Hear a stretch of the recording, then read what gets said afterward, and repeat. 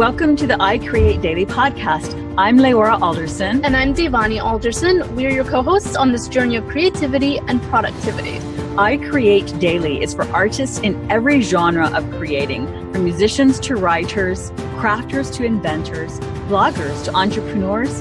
I Create Daily is a movement for creators serious about your art. If you're into creating anything, this podcast is definitely for you. Thank you so much for joining us on this journey. This is the I Create Daily podcast, a movement for creators serious about their art. I'm Leora. And I'm Devani. And today we're joined by Matthew Turner. Matthew is the founder of Turndog Publishing, and he has published 7 books, 6 of them fiction and 1 nonfiction. His bio says, I'm a writer, storyteller, father, and guy striving towards my own definition of freedom and success, which we love. He also helps millennial entrepreneurs align their business and mindset, so they build a lasting legacy, other things that we're about to. So this is perfect. Matthew's articles have been featured on Forbes, Entrepreneur, Product Hunt, Copy Blogger, and he's been interviewed on EOFire and other prominent podcasts. And last but not least, he enjoys a rich cup of black coffee. Cheers to that. The most important part of it. Yes. Yeah, well, and I mean, you're a Brit, right? So it's coffee, not tea. So that's important to know. Yeah, I am one of the rarities over here. I don't do tea. And I'm from a part of the country as well, which is quite famous for its tea. So, wow. Go figure. You're a rebel. This is where the entrepreneurial rebellious started. It started early, right? Started with my love for coffee. What can I say? So where are you? You said a part of the country known for its tea. So where are you?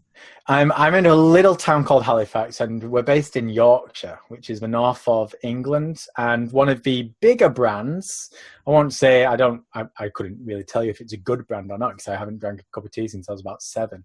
But Yorkshire tea is, Yorkshire tea is quite a famous one. So yeah. From where I live, people enjoy a good cup of tea, but I'm one of the rarities that don't. Although coffee is very popular too, especially these days. I mean, coffee is just expanding all the time. So I'm quite lucky. More and more good coffee shops are opening up where I live all the time. So I get to write there, and I get to just drink coffee there. It's what I do. It's what I love. You started the revolution. Yeah. I don't know if I quite started, but yeah, let's go with that. Yeah, let's go with that. Sounds good. You heard it here first. There we go. So, Matthew, we're very inspired with your prolific, creations, like 7 books published, plus, entrepreneurial coach and mentor and other things going on in your life.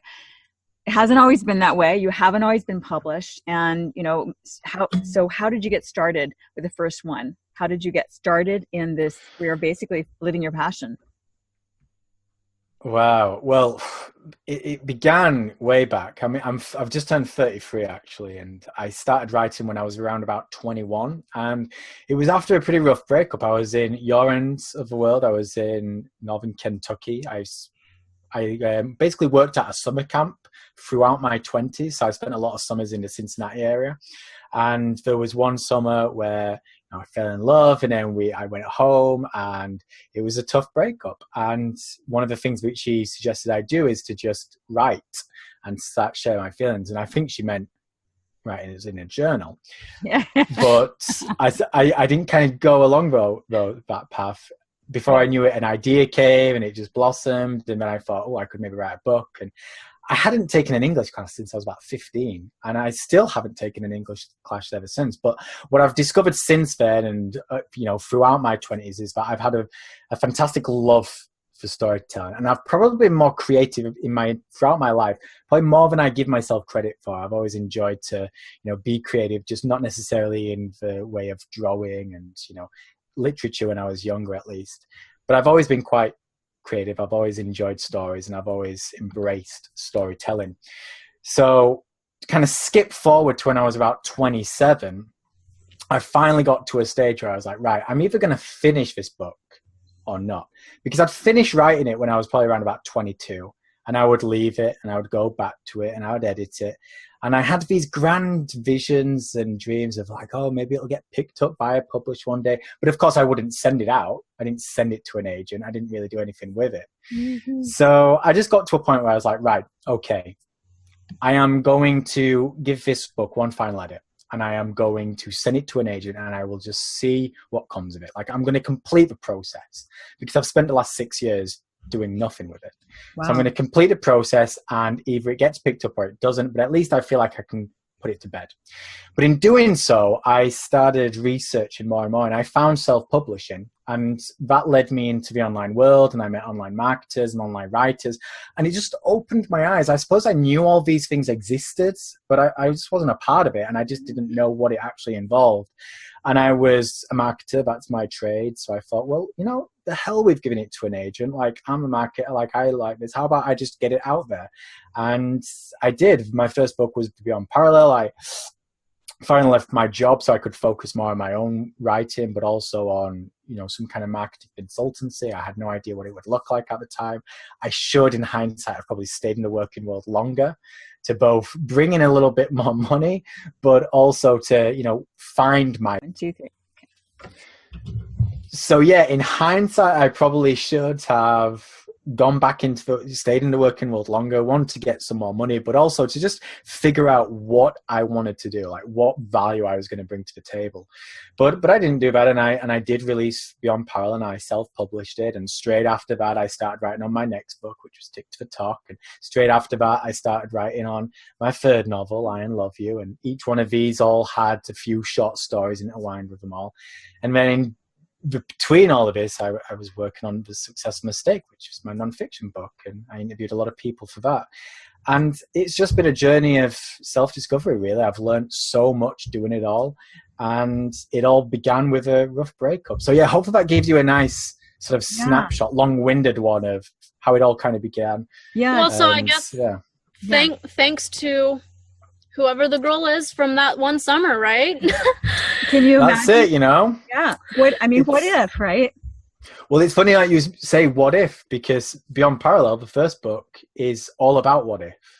It's, that is basically the premise of this book, this idea of what if. And I've always, I suppose, been quite curious about what if. And that's year particular afterwards. I was all about the what if. What if I'd have said this? What if I'd have done that? What if I'd have done this differently?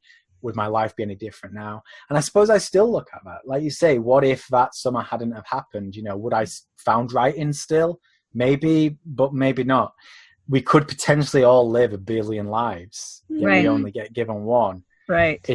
It's a fascinating and daunting and scary medium. So it's a perfect medium for a writer, though, because we're writing about parallel realities that we make up. So it makes sense. Yeah, definitely.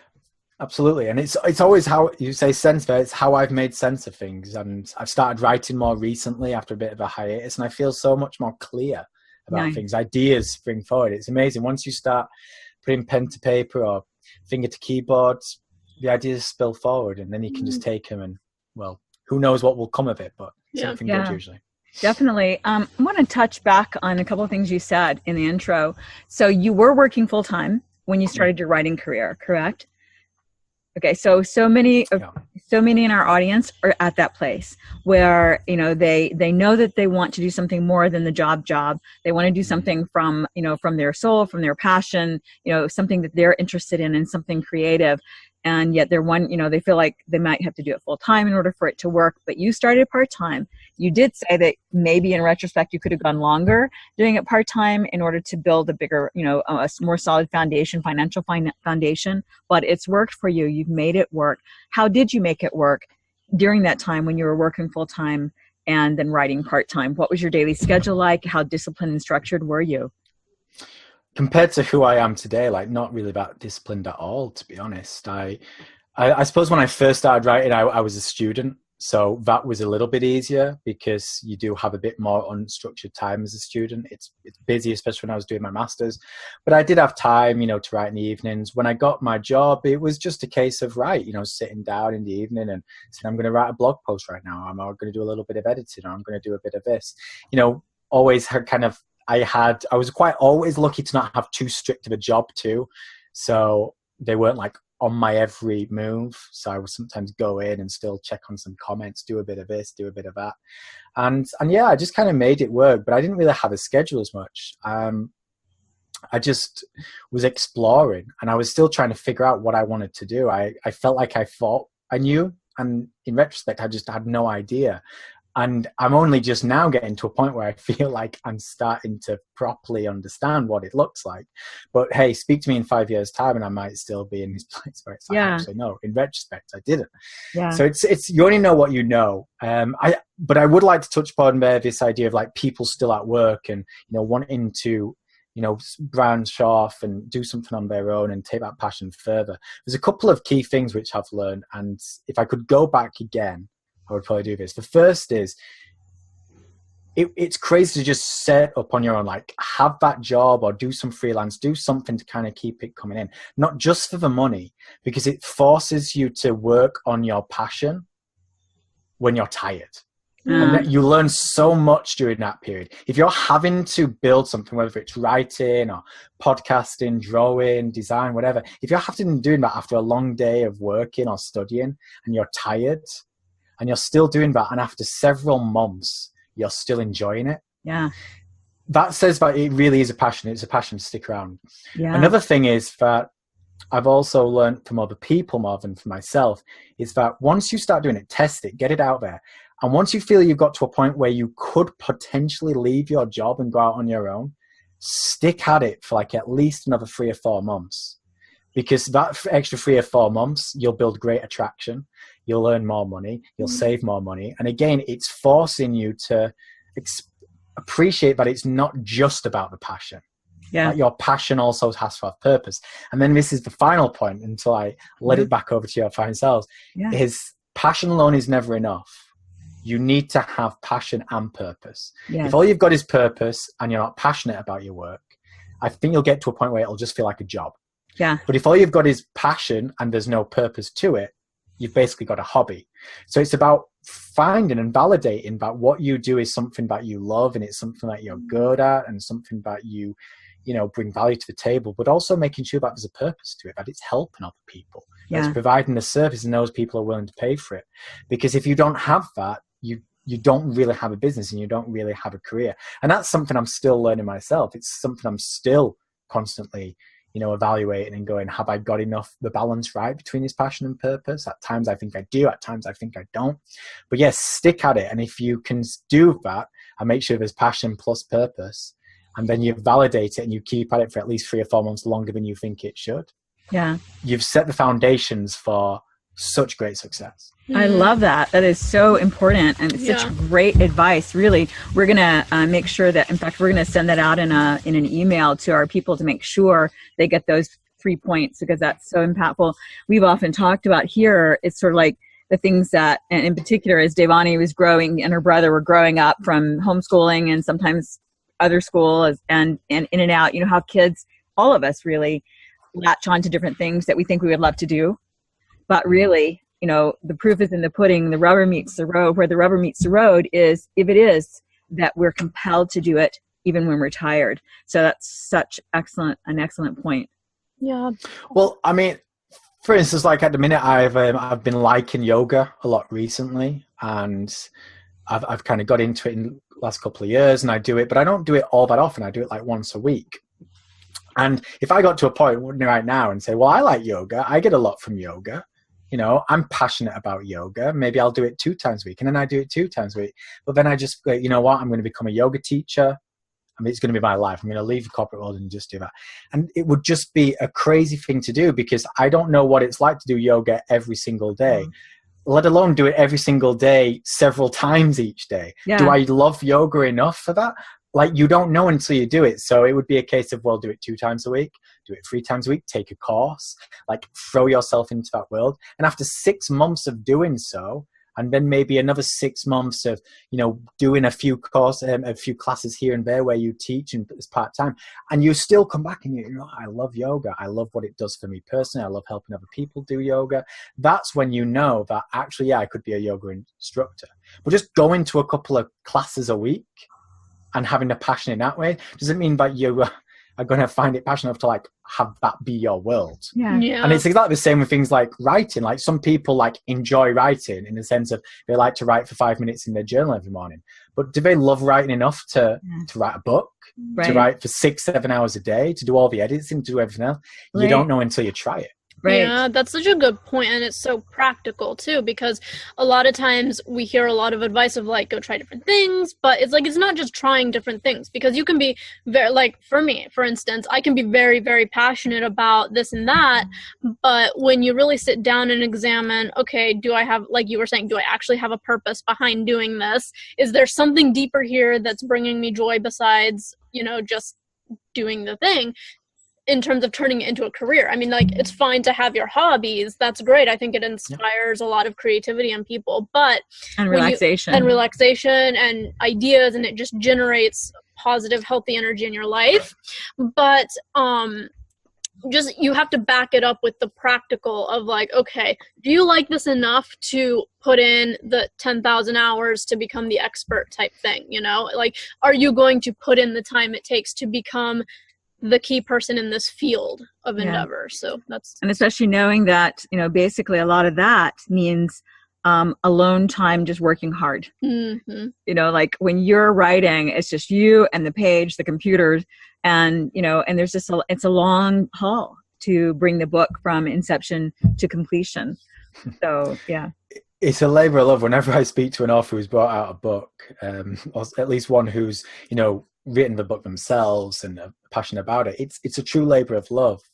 Like, we love it. Like, I love to write, and I love the writing process, and even to an extent I love the editing process, because it allows you to turn something that was once maybe just a conceptual idea into like, actually I feel like this could help certain people.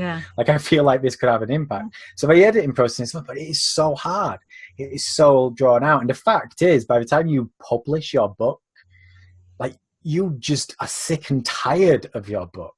You know, you got to a point where you have to now promote it and say to people like, oh yeah, you should read my book, whereas all you want to say is like, don't read my book.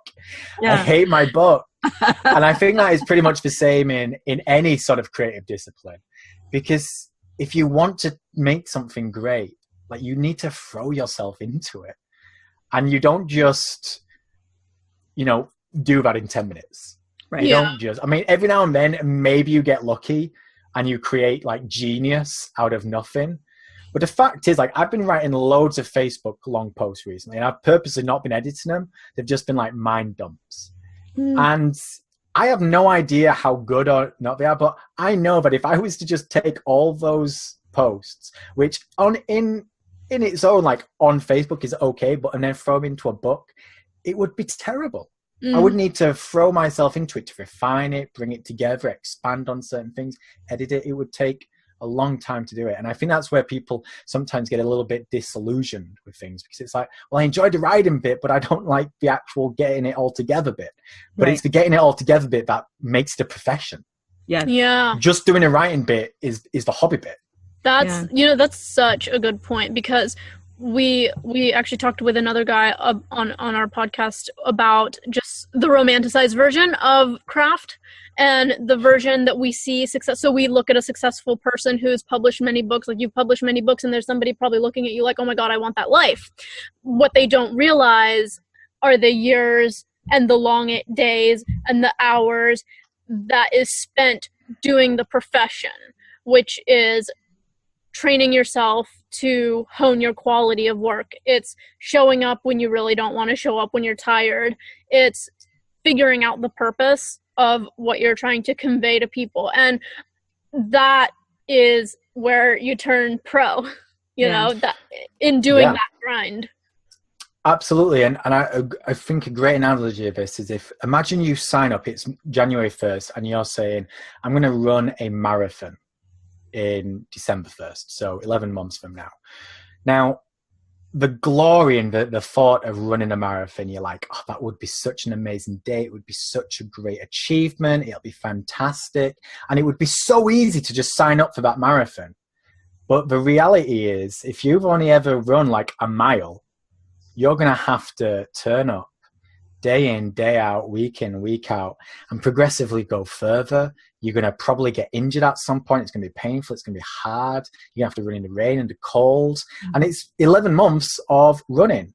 And although you may enjoy the occasional run, you're not going to know just how much you love or hate running until you start running a lot.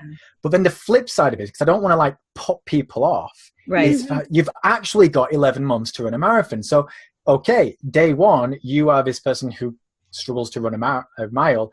You find running okay. You know, you enjoy it the little bit you do. The thought of running 26 miles is daunting, to say the least. But you can break it down. You don't need to be running a marathon tomorrow. You can actually give yourself 11 months to humble yourself, to learn to practice, to learn about diet, to learn about things, progressively get better and better. And it's exactly the same with any craft. Where you are right now is probably not where you need to be 10 years from now.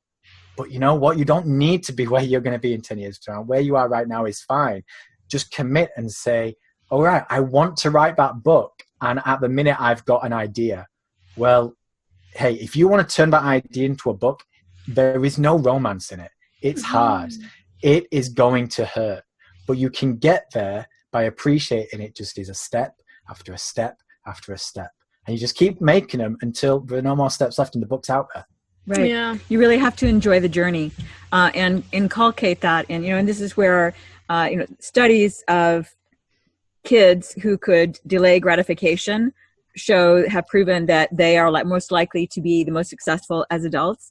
And that really applies to any field in the endeavor. We can have a vision of where we want to go, and it's important to have that vision and then to reverse engineer that to how we're going to get there. And to, recognize that it is a process and it is a journey that is supposed to be enjoyed as well. Like if we were to set out cross country from the East Coast to the West Coast, then we know where we're going to end up and we want to go there. And there are things we want to do when we're there, but there's lots to enjoy along the way. And it's really important to do that. So, absolutely. You got to resist those marshmallows. Yeah. We resist those marshmallows. Yeah. Okay. Say more about that. I got to get on the same page with you. Oh, well, just the test that you talk about there. It's a book I read not long ago, actually. Show it by Walter Mischel, The Marshmallow Test. So, yeah, oh, right. There you go. Got it. Yeah. Okay, good. So the kids who delay gratification. Yeah. There you go. It's very true. There you go. Anything that is sweet and amazing and wonderful, like it's fantastic to have that goal in mind. Like I want that book, I want that publication, I want this, I want that. But yeah, it's like you say, it's the journey that gets you there. And there's a lot to be said about being able to just resist the temptation for insisting on now. Right. Because if you just had everything now, like you would never have time to enjoy anything. Right. Because you'd just be swimming in glory all the time, and that wouldn't be that fun. No, that's so right. The journey that gets you there, although it can be really hard at times, and to be quite honest, I think if you're going to get in any sort of creative endeavor, like it will be hard at times. It will. Right. Well, there's a lot to be said for it. Sorry to interrupt there. So it's like the marathon analogy that you used. If you're enjoying the journey, then you're also enjoying not only the experience of the running, but how you're getting healthier and stronger each day.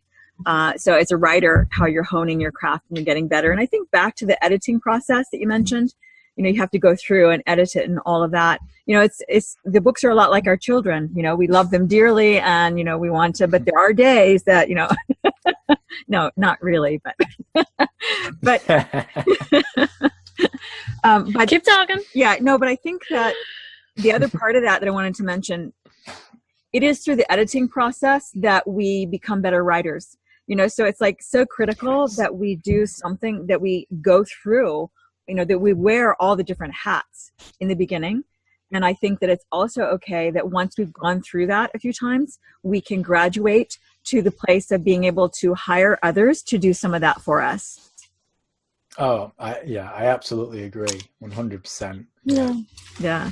So you want to go to this one? Yeah. So you mentioned on your site, turndog.co, which we'll link in the bio, in the post article. But you mentioned on your site that storytelling takes many forms for you. You have your books, your blogging, you publish on social media a lot. I know I follow you on social media, so I see a lot of those great stories. And you also say that you do story to help other people with their storytelling. And can you elaborate sort of on that process? Are you helping people develop brands? How are you editing, or how do you help other people with their storytelling? Yeah, it's taken on a few forms over the years. I've done sort of brand storytelling with businesses before, and I've helped sort of coach other people, with like personal brands. It very much usually focuses around this idea in marketing in some forms. These days, it's more on the sort of content marketing side of things, looking to do it. In the end of the day, I love storytelling. I love narrative.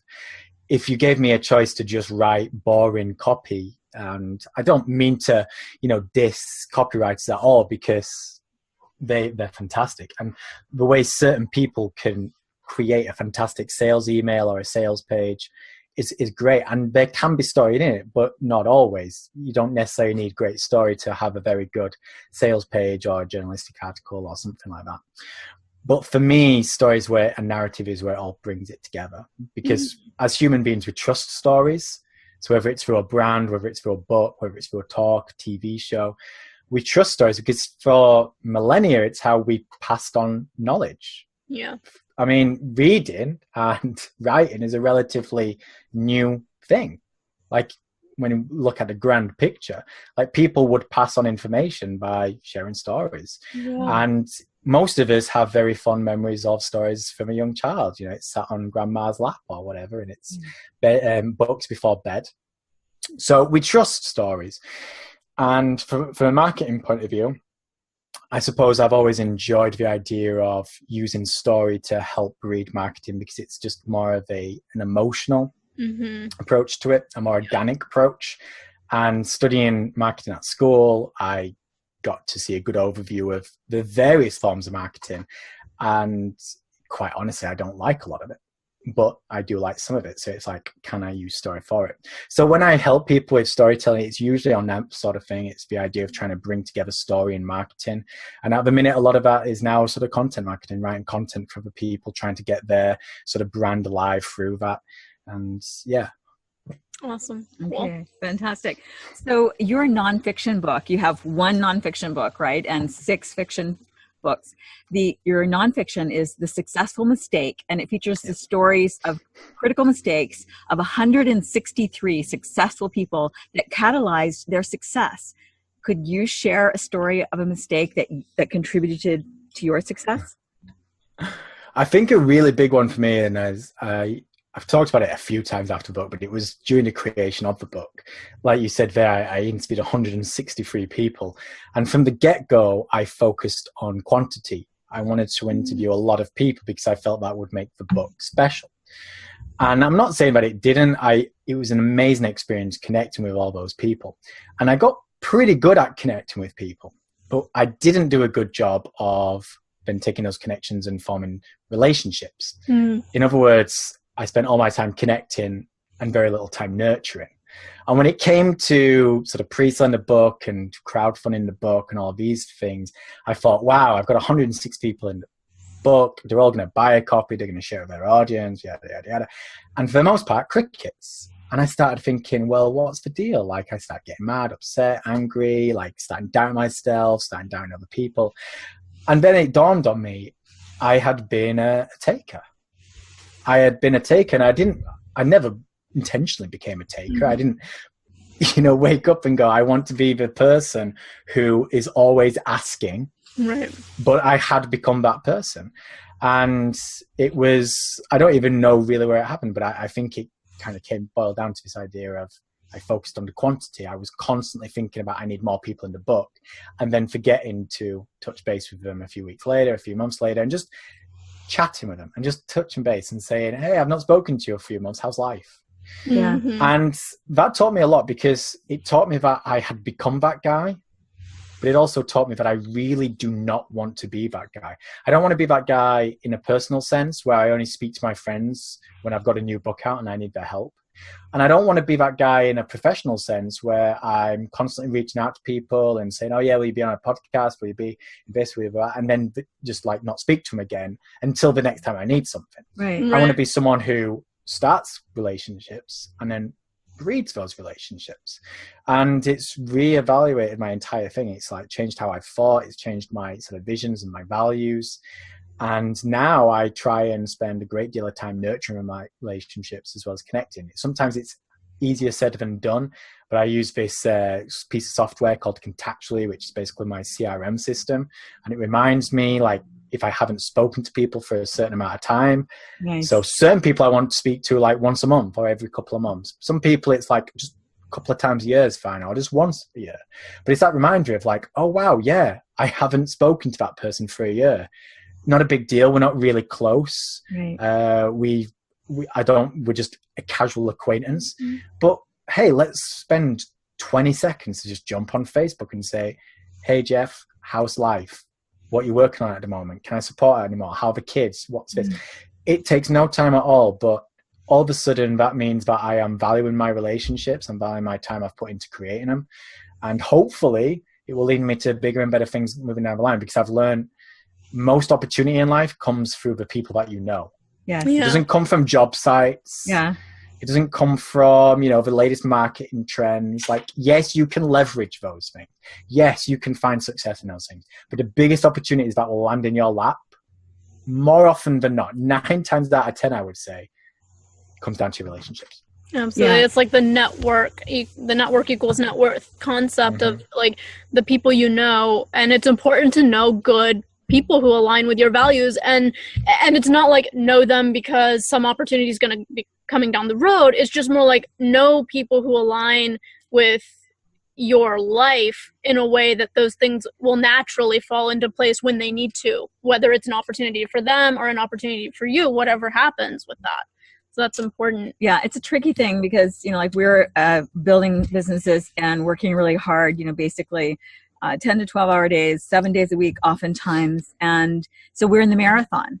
And when you're running a marathon, that's not usually the time that you stop and have conversations on the sidelines. And yet, in terms of real life connections, it's important to learn how to balance that, that putting forth, that doing, that, taking initiative and that moving forward, is important to take the time. It's like we've had the conversation here where, when we get to this goal, in our journey, then we can, have the time to do that. But really, it's the relationships that help us get there. So it's not that we nurture it once we get there, we nurture along the way, and then that helps us. So in that way, it's like having running buddies, it's like having training buddies. We do need to share and serve and contribute and connect all along the way. Yeah, I think the moment you start saying, I will do this when X happens, it'll probably never happen because you're going to constantly be chasing shadows. And that just popped up on my Facebook feed yesterday. And I'm not quite... It was Jeff was it Goins. Jeff Goins, Goins. What was it? And it is... You go ahead if you remember. Well, I that's as much as I remember. Just paraphrasing it was this idea of the moment you start saying I will achieve X when Y happens, like X will never happen, and you'll probably constantly chasing it. But I think beyond that, you'll probably never appreciate what you're chasing anyway, because for me, it comes back to the most precious thing you have in your life, and I'm pretty certain all of us. It's like doesn't matter where you are in the world. Whether you're family, whether you've not got family, like the most precious value you have is time. And every single day we wake up with a new batch of 1,440 minutes. That's what we get every single day. And it's fantastic because every day we get a new batch. It's like, great, I get this new batch of time. But once a moment passes, it's gone. It's gone forever. And people who say, like, I don't have time for that, like say, I'm caught up in the grind, I've got working 12 hours, I don't have time to think about relationships too. I'm like, I come back to this every single morning. Well, I'll ask you both right now. You woke up this morning, right? Mm-hmm. Yeah. What time did you wake up? 5:30. 7:30. Nice. 5:30. I'm with you. So yeah, you're up your game, Giovanni. Come on. Yeah. No, so what time did you get ready? 7:30. Yeah, so I get up and get ready. So mine is it. So I was basically at my desk by 7:30. Great. So Devani, when you were getting ready, like what do you do? Like getting like shower, like a bit of hair, like makeup, like brushing teeth, all this kind of stuff, right? Yeah, How long does it take you? Like 15 minutes, because I shower in the evening. So in the morning, it's just brush teeth, brush hair, put clothes on. Okay, it's like 15 minutes in the morning, right? And then you put like 10-15 minutes in the evening for showering.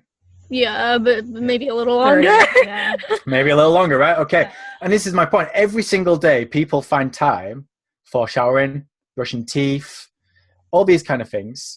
And if you don't have a shower for a day, it's not the end of the world. Your teeth aren't going to drop out if you don't brush them every single day. I mean, it was only like up to the 50s, people didn't really brush their teeth. It was like a man-made, the whole brushing teeth thing was actually created by an advertiser. It wasn't by the doctors. It was advertisement that made brushing teeth habitual. But every single day, on average, I would say most people spend between 20-30 minutes doing somewhat superficial, non-necessary actions that they deem absolutely 100% necessity. Because they value it. They feel like, I need to brush my teeth, so I'm going to find the time to brush my teeth. I need to have a shower, so I'm going to find the time to have a shower. So if you're going to be busy and you've got an early start, you don't just wake up at the normal time and then not go for a shower. You wake up 30 minutes early so you can have a shower and still get to your meeting on time.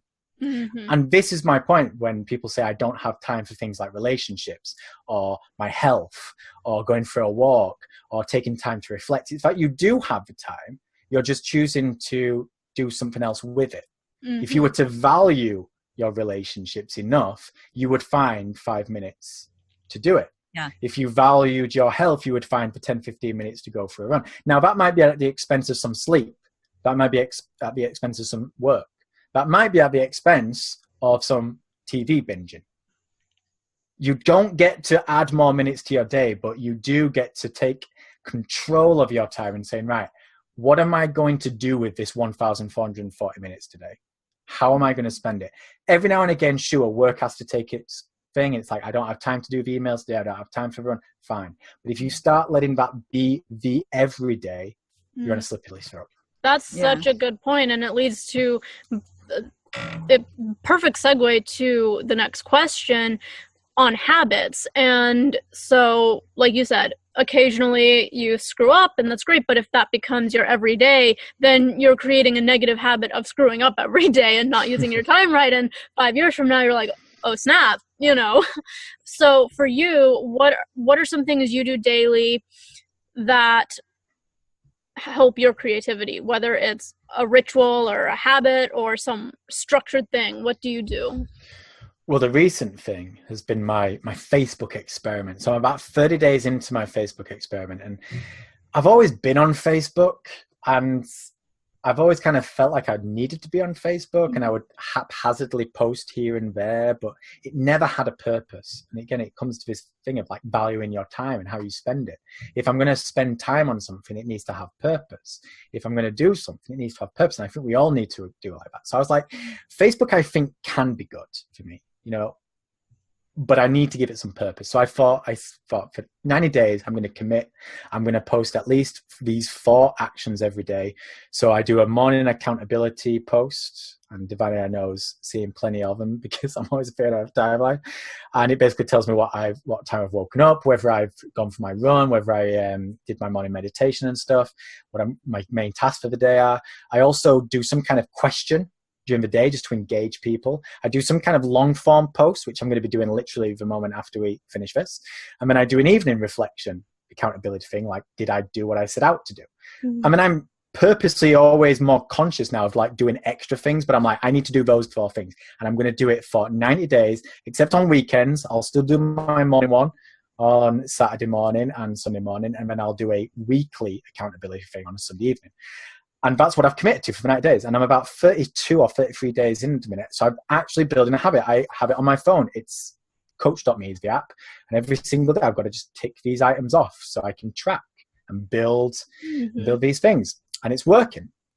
And whether it's going to be a long-term habit, whether I'm going to continue this after the 90 days, I don't know. I don't know how much I will value it. Do I value it enough to kind of keep on doing it? Is it bringing enough value? But all I can say after 30 days, it has exploded my creativity. Wow, because fantastic. Well, on one side of things, it's got me more excited. Like I'm finding myself waking up and doing my thing because I'm holding myself accountable, which is another habit. Accountability and holding yourself accountable is a habit. Huge. So whether you're doing it via Facebook, whether you're doing it via an app, via a morning journal, like, hey, find a way that works for you. But accountability is a great habit to have, and it will explode your productivity. That I can assure you. But the big thing for me is because every single day I'm writing, and I'm not writing to kind of post things. I'm just writing to get stuff out of my head. And it's like, well, I've got to write something today. I've been more strategic with it. I've been able to think, okay, well, if I'm going to do this, how can I have it so it'll benefit my other ideas, my future projects, point people in the right direction, stuff. So I can be strategic with it. But every single day I'm sitting down just to write for the sake of basically writing. And I'm feeling so good for it. My creativity is booming. And for me, at least, I find myself being more creative once I get into a ritual. So whether that's a ritual of writing, whether that's getting into a ritual of doing, something like affirmations in the morning, I don't know. But me personally, I find creativity breeds from ritual. Absolutely. If I'm only doing something here and there, it just doesn't, I don't know. It's in a rut. It doesn't feel that real to me. Yeah. But if I get into a groove where I'm doing it, daily or weekly, it feels like it's got a purpose. One idea leads into the next and to the next. So it's been, on the surface, I didn't do Facebook, this experiment, for creativity. I did it really from an exposure point of view. It's like, I want to make sure that I'm on Facebook, like it's become my social media choice. I become more present. I'll be able to build my audience. I'll be able to see what does and doesn't work. I'll be able to grow things, yada, yada, yada. But the biggest benefit I've had so far, well, there's been two, has been the creativity side of things and the accountability side. And since I've been doing this, I have been waking up every single morning, Monday to Friday at 5:25 a.m. And I've been doing it because of Facebook, like hands down, because in the past, maybe in a week I'd wake up at 5:25 a.m. twice a week or 3 times. But the other 2, I might sleep until 6 or 6:30. Whereas these days, it's like, no, I'm doing it. I'm feeling better for it. I'm getting more done, feeling more creative in the morning. I'm journaling, I'm meditating. Because I'm doing all these things. I know I'm going to go on Facebook and say what time I woke up. Did I have my smoothie? Did I have this? And do I have a good excuse for it? So like today, I didn't go for a run because my excuse was rest day. I had yoga last night. But tomorrow, I'm not going to have that much of an excuse. Mm-hmm. So I need to choose. Well, am I going to go for a run this morning and then basically just admit I didn't do it because I'm lazy? Or am I going to do it and just feel better for it afterwards? So it's been huge for me. And that's so, it's interesting because it's so humanizing. And you mentioned on your website that you're an open book and you're all about honesty and transparency, which are very core values for, it's the whole reason we created I Create Daily. It's the daily rituals and routines that make you the pro. And I think a lot of times on social media, the big sort of drawback to it is everybody's like, it's this popularity contest. It's this storybook life of who you are as opposed to who you are. It's the who you are on Facebook versus who you are in life. Yeah. And just showing up and being sort of honest about this is my daily routine and this is what I did today, it really peels back a layer, especially if you're somebody looking to establish a brand as a person.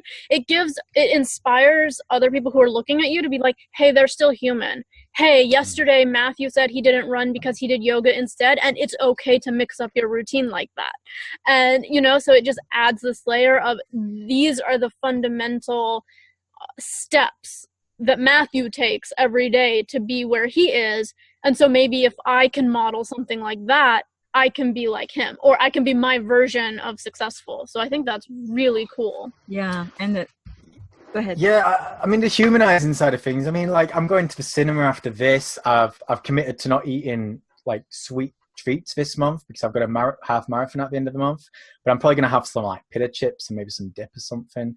So who knows what time I'll get out, and who knows, maybe tomorrow morning I won't go for that run, and I'll just have to admit and say, I went to the cinema last night, I've woken up, I've been tired, I feel lazy, I just didn't do it, guys. And you know what? Sometimes that's fine. Like sometimes you need to sleep in, sometimes you just need to say screw it. Sometimes I've had a shit day and that's okay. And just being honest enough. So I mean, that's been a big part of the process for me as well. It's kind of forced me to, like you say, be human, to share those frailties. I'm not saying that I share everything. I'm not saying that I'm literally, you know, slicing open my arm every single day and letting everything out and letting everyone else in. But yeah, I'm sharing more than what feels comfortable. Yeah. And when it comes to the creative process, I think that's always important. Yeah. And I don't Brene feel Brown, what the craft. Yeah. Brene Brown talked about that. We listened to one of her interviews or something, and she said something to the point. She said one of her mottos in her business and in her personal life is, you can choose comfort or courage, and courage comes from being uncomfortable. So if you want to be comfortable, fine, but if you want to be courageous, then you have to open up a bit, and you know, you have to do things that aren't comfortable. So yeah, and one the other thing, I mean, the important part, I think, of what you shared too, is that the predominance, you know, the 80+% of what you do is the ritual structured discipline. You know, you're not, you know, insanely rigid. You have flexibility to, like you say, incorporate human relaxing things and the occasional excuse.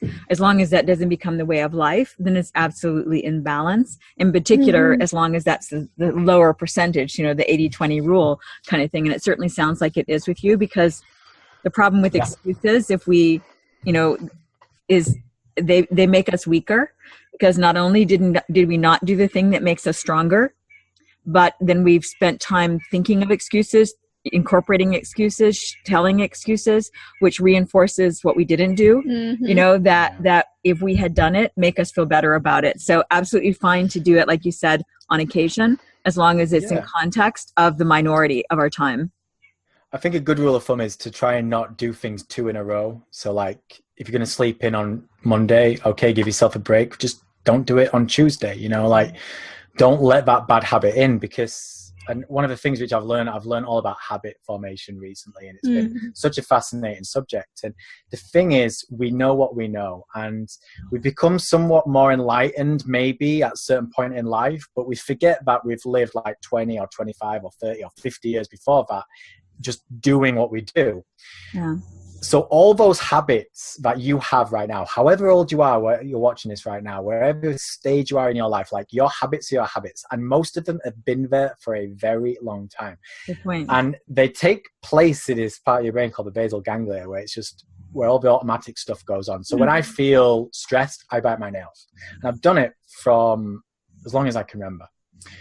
And my brain is a very busy functioning thing. So it takes the easy way out as often as possible. Yeah. So if your habit is to get home from an end of work and lounge in front of a TV for 3 hours because you've done that since the age of 13 and you're now 33, then your brain wants to do that because it's the easy thing. That's what it does. So then saying, I'm going to go for a run every evening is a very conscious thing. That's taking place in your prefrontal cortex. You're having to purposely say, no, I'm not going to do that habitual thing, which I just have done for my entire life.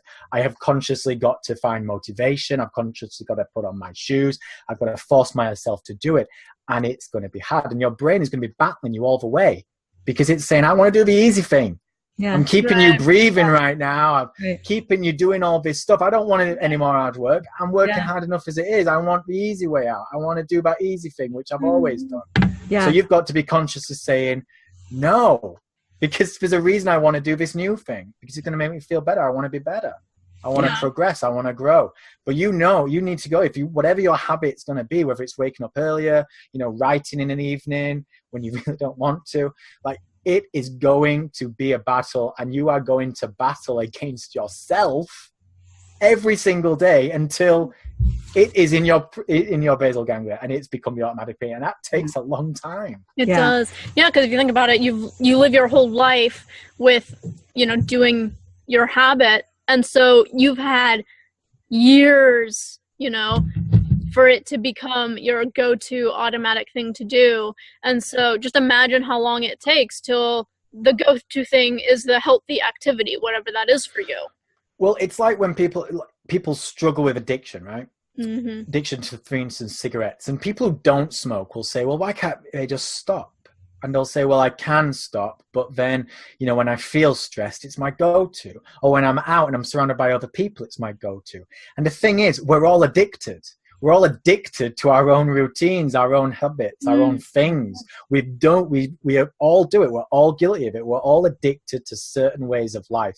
We do what we do. We react how we react. We decide how we decide. And most of the time, we are not conscious of any of it. So then to wake up one day and say, I am no longer going to do X, is very much like a smoker waking up one day and saying, even though I've smoked 20 cigarettes a day for the past 20 years, I am no longer going to stop. It doesn't just work like that. Going cold turkey isn't easy. It's going to take years for them to be like fully off the wagon. Yeah. And it's kind of the same with you. Like you can create a new habit, depending on what it is, like 30 days, 60 days, 90 days.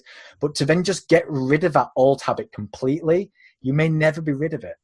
You're consciously always going to maybe just a little bit of you want to go back and do it. Because when times are tough, your brain is going to revert to default setting, and default setting is the thing you did for 20 years. Yeah. So it gets back to what you started out saying earlier on, and that is proving how much you love what you're doing and what you're setting out to do, whether it's the perfect intersection of passion and purpose, because you keep going no matter how tough it is. And so the best way to replace those old habits that no longer serve us is by inculcating new ones that converge our passion and purpose. Absolutely. Yeah. You want to do something, you want to write that book and complete it. It's not just about, we'll come back to the marathon thing. Okay. The marathon in this sense is the writing of a book. You're at day one, you can't run a mile. In other words, you have no words on a page. It is daunting. It is scary. You're not just going to get there like that. There are going to be ups and downs, but you can make the entire journey easier by saying, right, what habits can I create today that will help me make progress? Not over the next month, but over the next 11 months. Yes, definitely.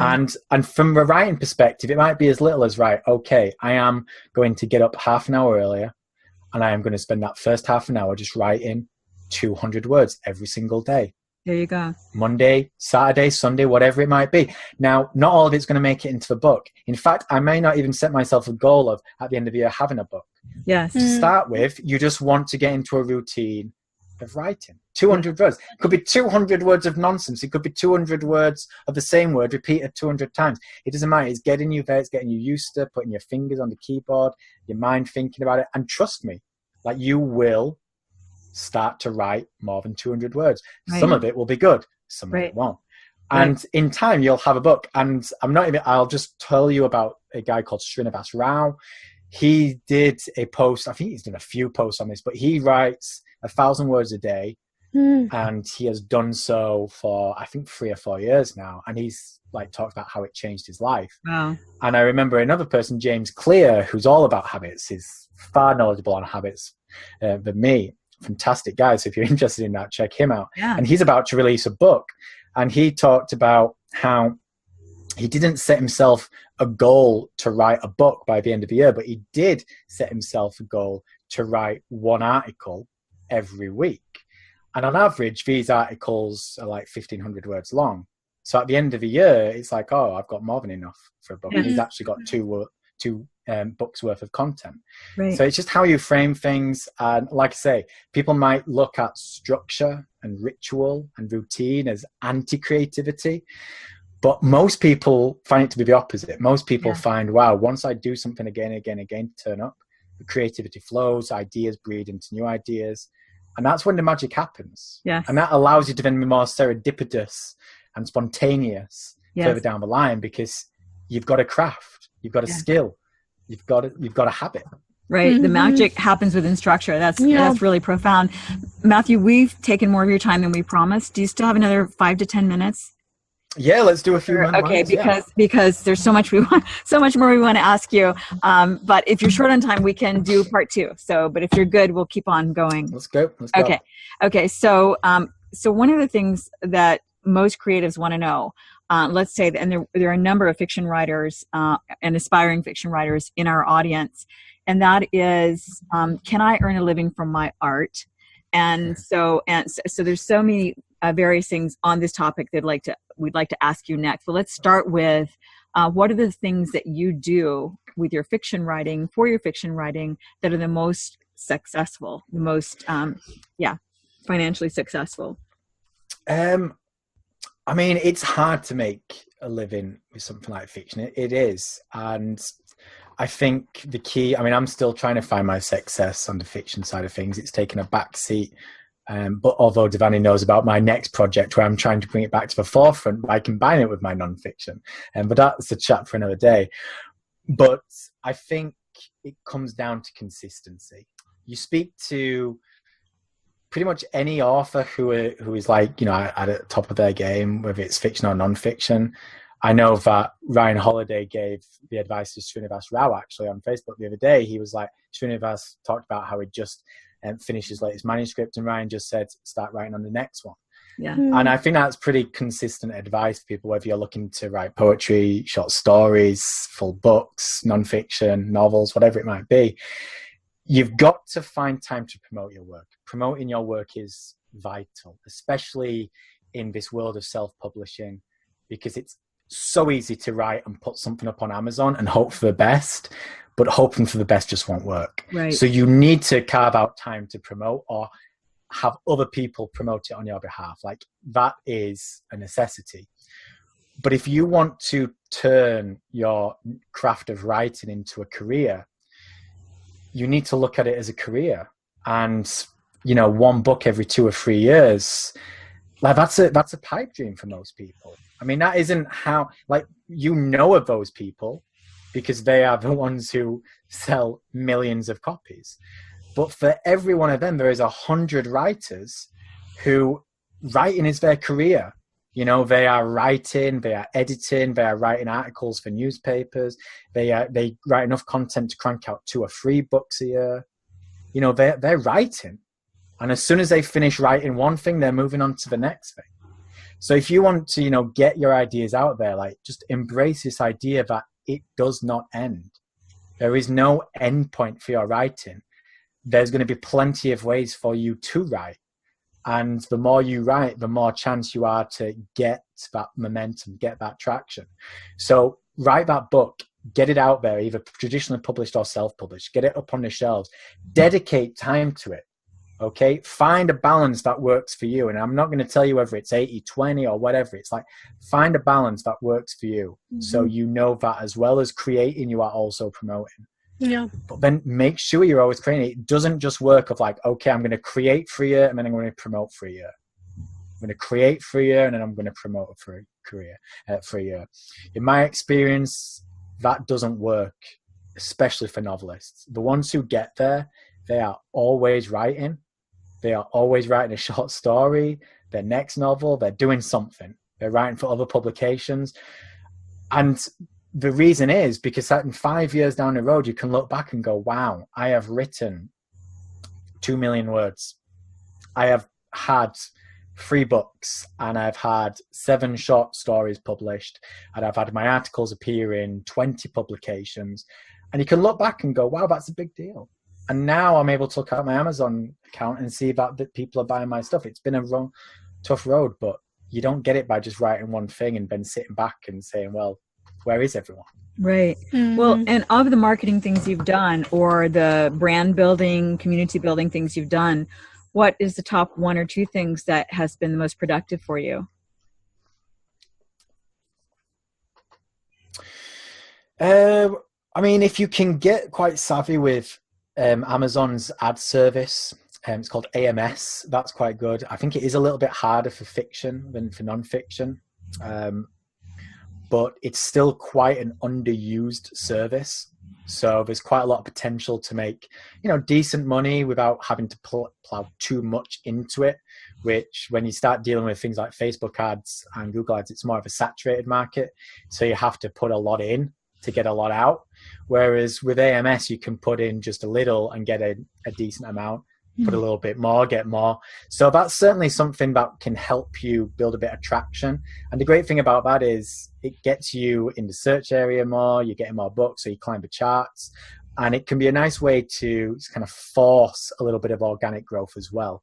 So I've just started looking into that recently, and I've actually just hired it out to a service for the Successful Mistake, because I'm keen to have someone else do it for me, because it does take a little bit of extra work. Right. And if it works, it's something I'll definitely probably do for my fiction as well, because it's just a nice way to drive organic growth. But for my fiction, the best times I had were not so much like the free promos, but just really engaging and forming relationships with book reviewers and book bloggers, because they all have, these little tribes, they all have these little communities going on. And if you can come across as a really human person for them and not just pitch them with the standard stuff, but, build relationships over weeks and months, like that can really lead to some great stuff. It can lead to features, giveaways, and everything like that. But which kind of comes back to this idea of relationships, I suppose you're constantly wanting to make sure that when you release your next book, you have more strong relationships than the last time you released your book.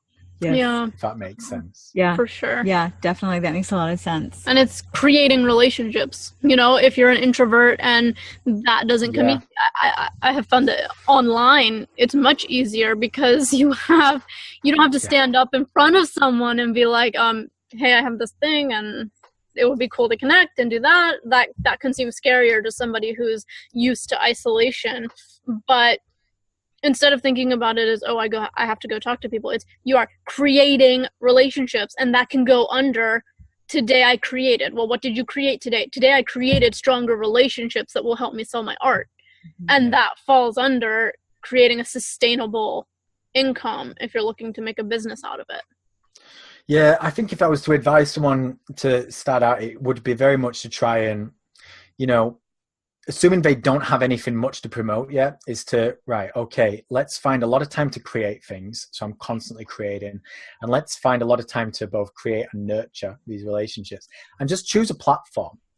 Just choose a platform to begin with. And that's why something like blogging is fantastic. Just like choose a medium. So whether it's Facebook or Medium or your own website, whatever it might be, and then just go out there and reach out to people who you think could be a good fit, and just have it as your purpose, not to sell them anything, not to kind of have them promote your stuff, but if check out my stuff, go to here, have it be a something, sign up for the newsletter that's linked to your site, follow you on Facebook, befriend you on Facebook. So that whenever you're creating something, week on week, more people are going to be seeing it, because all the time you're building these relationships and bringing more people in. But don't try and do too much. Don't try and be on Snapchat and Twitter and Facebook and this, that, and the other, because you're just going to try and be everything to everyone. You're going to be a master of nothing and a jack of all trades. So if you just choose one medium and say, I am going to write 200 words every single day and I'm going to share them on Facebook, then great. Go out there, and every time you connect with someone, and try and do it 2 or 3 times a day, send them to your Facebook, because you'll notice more and more people engage with that. And the whole point is that writing will eventually become the book, and then you'll have this audience ready to go, well, yeah, I like this person's writing, I get them, I want to support them now. So if I was to kind of go back to the beginning, I'd be like, commit to writing a lot, commit to sharing it in one place, commit to reaching out to as many people as possible and driving them to that one place, and then just seeing where it goes. So as a fiction writer, what kind of blogging do you do? What kind of social posting do you do as a fiction writer? As a fiction writer, it's quite tricky, isn't it? It's easier to be a blogger when it comes to nonfiction, but I suppose it's this idea of embracing. Okay, so I'll try and have this make sense. Have in your head the big picture, but the people on the other end don't need to know the big picture. And what I mean by that is, you may have an idea for a book, okay? And maybe you've done all the hard work and you've kind of got it structured out, you know where it's going to be. Well, that's great. And say you create this habit where you commit to writing 200 words every morning before you get ready for work. Over the course of a year, that's going to be a lot of thousand words. That's a book's worth of content. It is. You're going to have more than enough in there. So just kind of that's what you blog about. Don't worry about it being overly edited. Just embrace this idea of, I am going to be sharing these serial snippets on my blog every single day. Behind all the scenes, I am also turning these snippets into a book. I know where it's going. The audience don't necessarily do. But every single day, I'm just going to try and write these. I'm just trying to write them as like individual little snippets, so they mean something on their own. If it's just a random paragraph and it has zero context, that it probably won't work. But if you just approach them as these little serial snippets, like little scenes here and there between 200 and 500 words, then over the course of the year, you're going to create 200, 300 plus posts. Your audience is going to get to really see what it is you're writing. And then all the while, you're taking that and you're transforming it into a book behind the scenes in the evening. So you're writing 200 words in the morning, and then maybe spending half an hour in the evening editing that and put it into the rest of the story, making sure it still flows bit by bit by bit. So yeah, I mean, that's it. If you're wanting to write a book and you're writing a book as a fictional, like, don't be all worried about people stealing your idea, or about it. All these snippets have landed on your book, on your blog, that no one will read the book. If people like your writing, they will read the book. Okay, they will.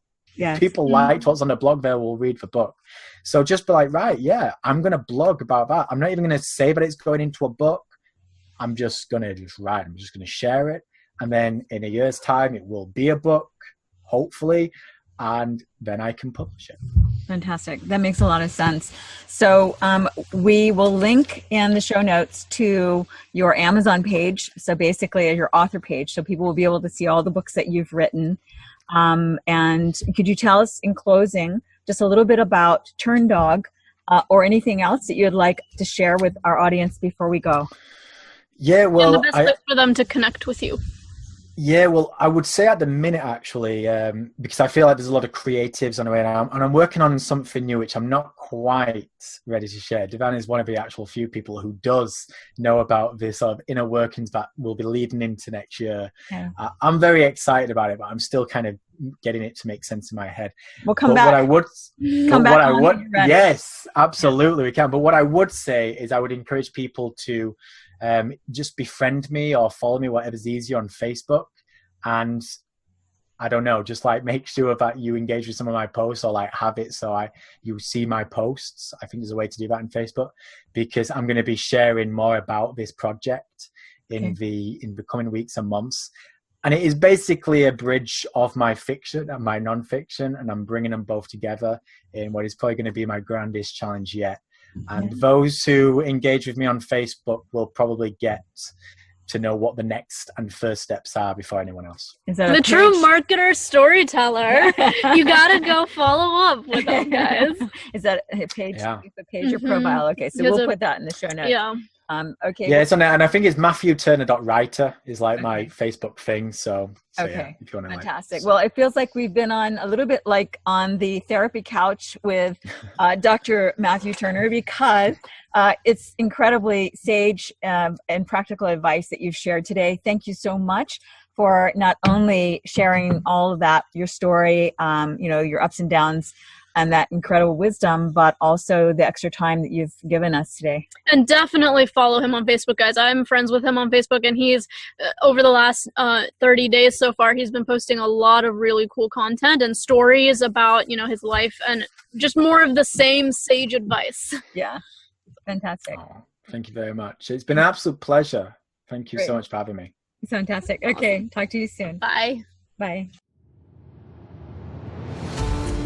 Thanks so much for joining us for the I Create Daily podcast. Please let us know what creatives you would like us to interview and what topics you would be interested in hearing more about.